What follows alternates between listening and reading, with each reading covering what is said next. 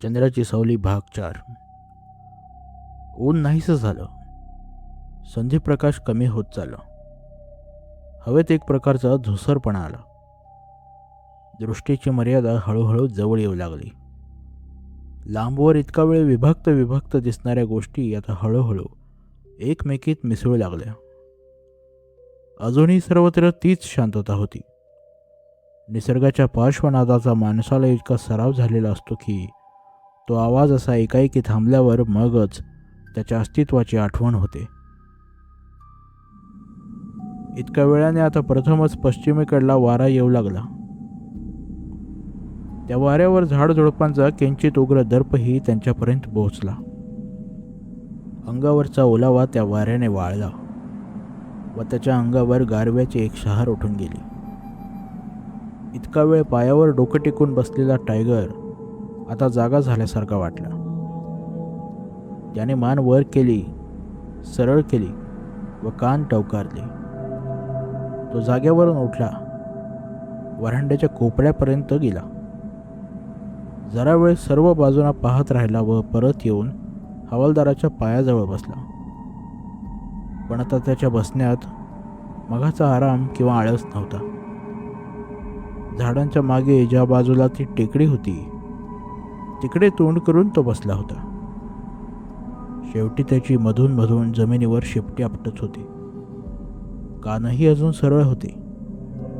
तो कशाने तरी अस्वस्थ झाला होता हे उघड दिसत होतं. हवालदाराने त्याच्या डोक्यावरून पाठीवरून हात फिरवला, पण आता त्याने नेहमीसारखे हवालदाराच्या मांडीवर पंजे टेकले नाही. त्याची नजर अजून त्याच दिशेला खेळली होती. पुन्हा एकदा वाऱ्याची मंद झुळूक आली. त्यावरही मघाचा उग्र दर्प आला आणि त्या वाऱ्यावरून आणखी काहीतरी त्यांच्या कानापर्यंत आलं. गोसावीला विचार करायला वेळच मिळाला नाही.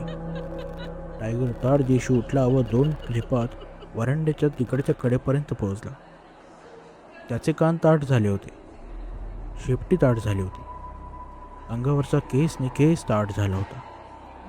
ते दोघं उठून त्याच्या जवळ गेले. पुन्हा त्याच्या रुंद छातीतून गुरगुर ऐकायला येत होते. ते काही न बोलता 5 मिनिटं त्याच्या जवळ उभे राहिले. जरा वेळाने टायगरचे अंग ढिले पडले व नाकाने मोठमोठ्याने श्वास घेत कुई कुई आवाज करीत तो हवालदाराजवळ आला.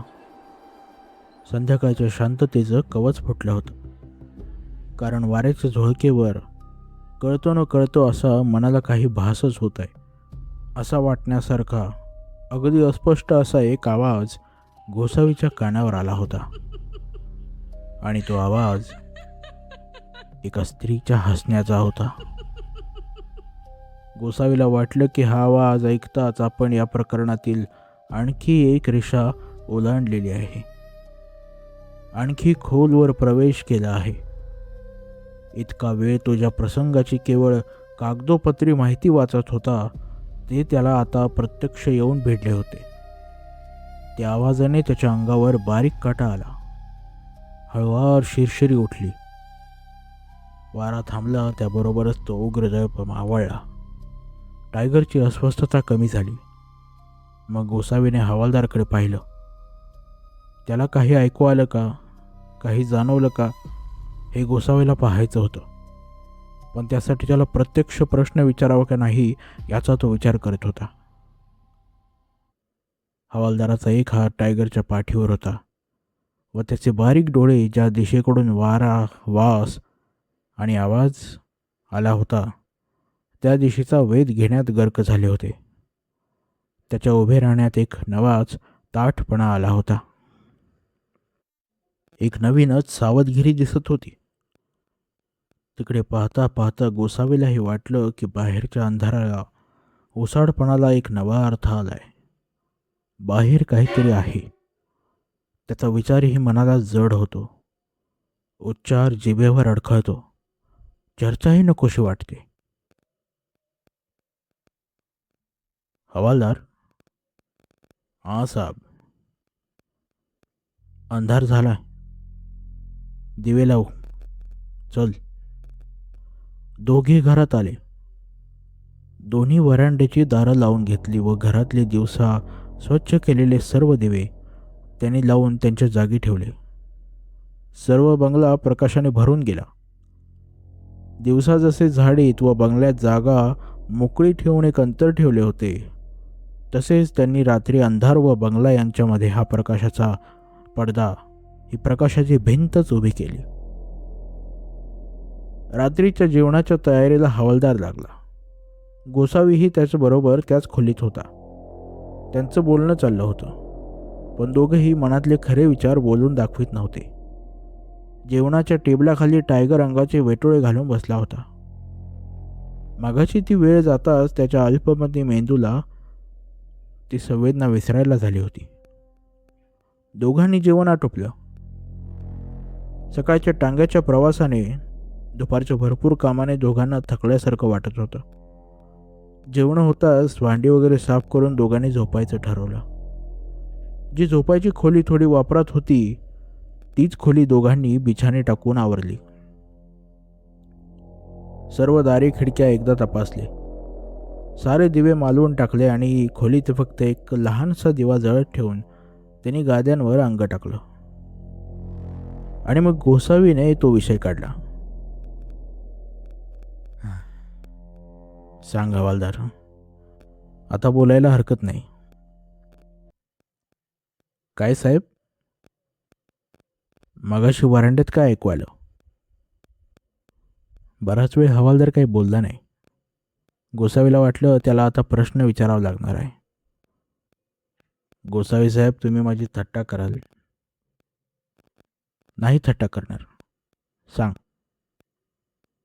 गोसावी साहेब, माझ्या कानावर एक आवाज आला, पण ते शक्य नाही, कारण आपल्या दोघांखेरीज इस्टेटीवर कोणी नाही. कसला आवाज आला?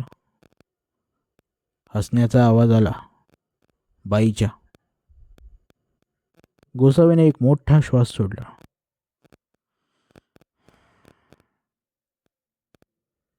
तर मग ते खोटं नव्हतं.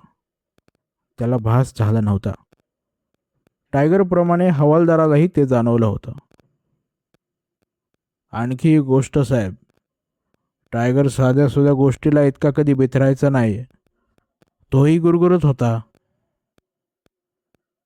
पुढचा प्रश्न गोसावीने मनातच ठेवला.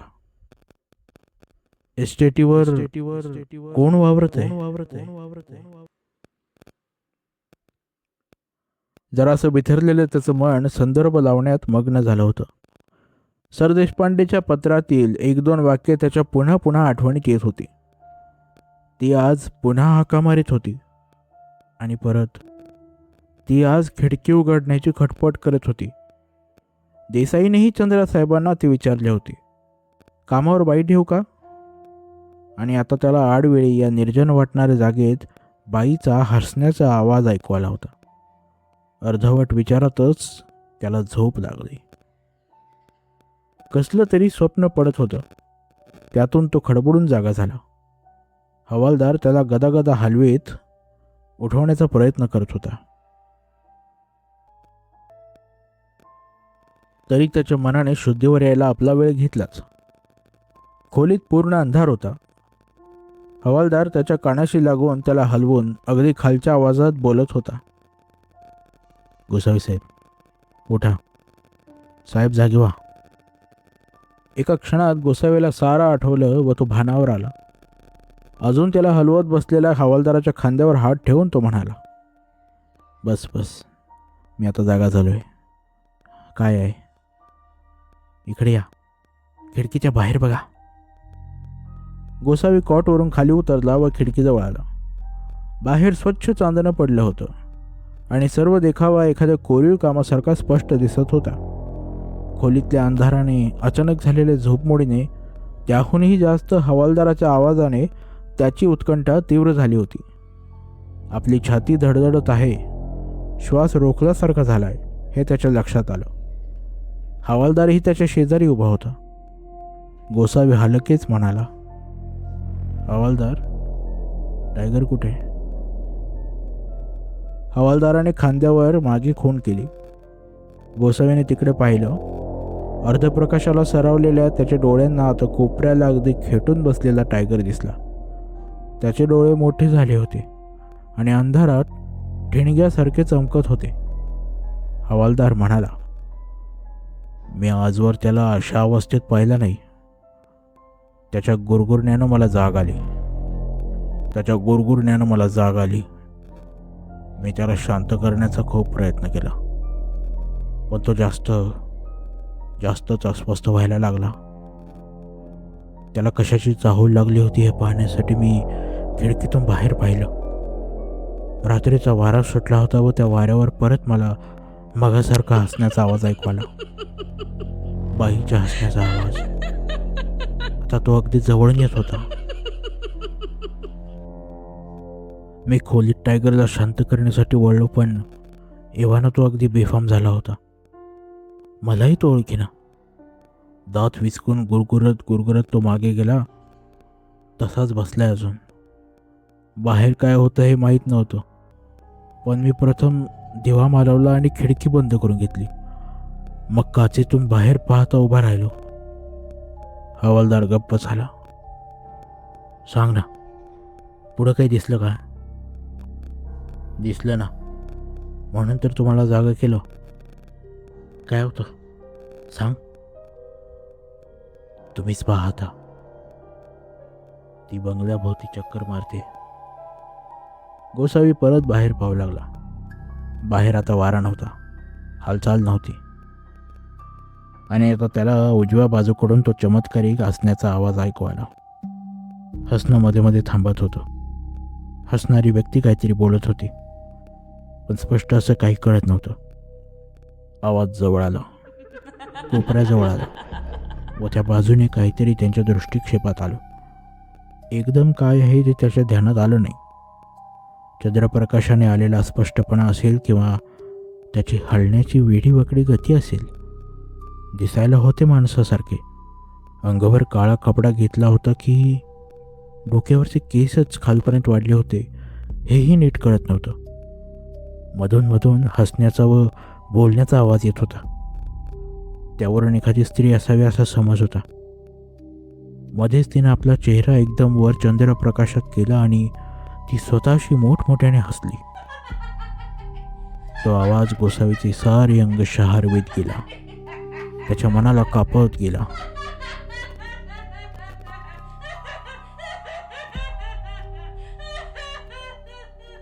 त्या हास्यात आनंदाचा, समाधानाचा कणही नव्हता. ती त्यांच्या खिडकीसमोर उभी राहिली.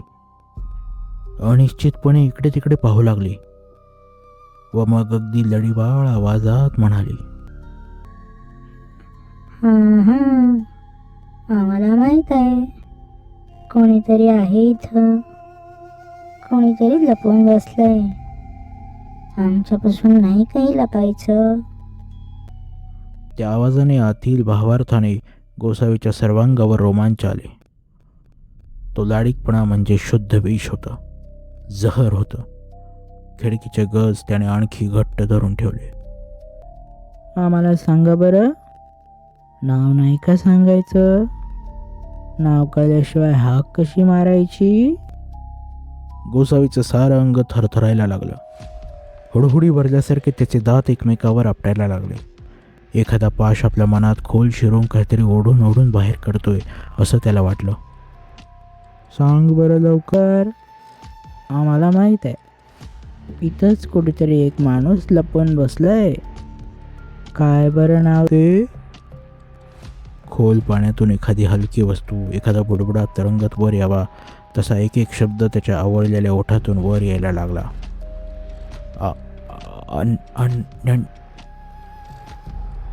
आनंद.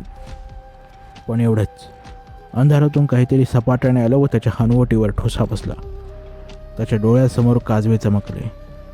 तिरमिरी येऊन तो खाली कोसळला.